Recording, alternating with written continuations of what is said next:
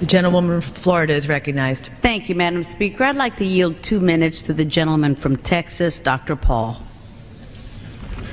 The gentleman is recognized for 2 minutes. Gentlelady for yielding, and I ask unanimous consent to revise and extend my remarks. Without objection. Madam Speaker, I rise in opposition to this resolution, not because I am taking sides and picking who the bad guys are and who the good guys are, but I'm looking at this more from the angle of being a United States citizen, an American, and I think resolutions like this really do us great harm. In many ways, what's happening in the Middle East, and in particular with Gaza right now, we have some moral responsibility for both sides in a way, because we provide help and funding for both Arab nations and Israel. And so we definitely have a moral responsibility, and especially now today, the weapons being used to kill so many Palestinians are American weapons, and American funds essentially are being used for this.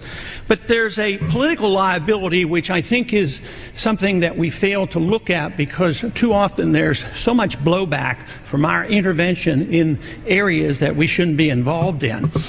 You know, Hamas, if you look at the history, you'll find out that Hamas was encouraged and really started by Israel, because they wanted Hamas to counteract Yasser Arafat. And you say, well, yeah, that was better then and served its purpose, but we didn't want Hamas to do this.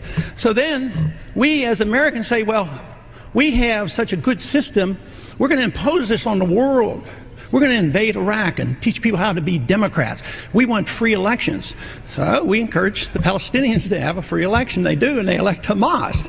So we first indirectly and directly through Israel help establish Hamas. Then we have election. Then Hamas becomes dominant, so we have to kill them.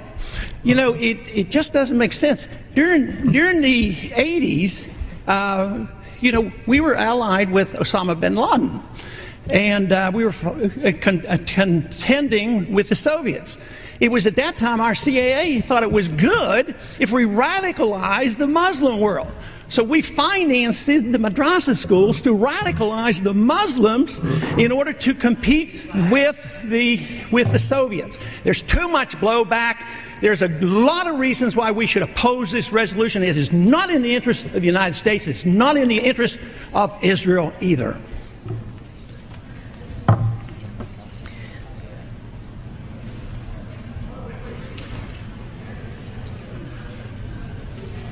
If this were a dictatorship, it'd be a heck of a lot easier. Just so long as I'm the dictator.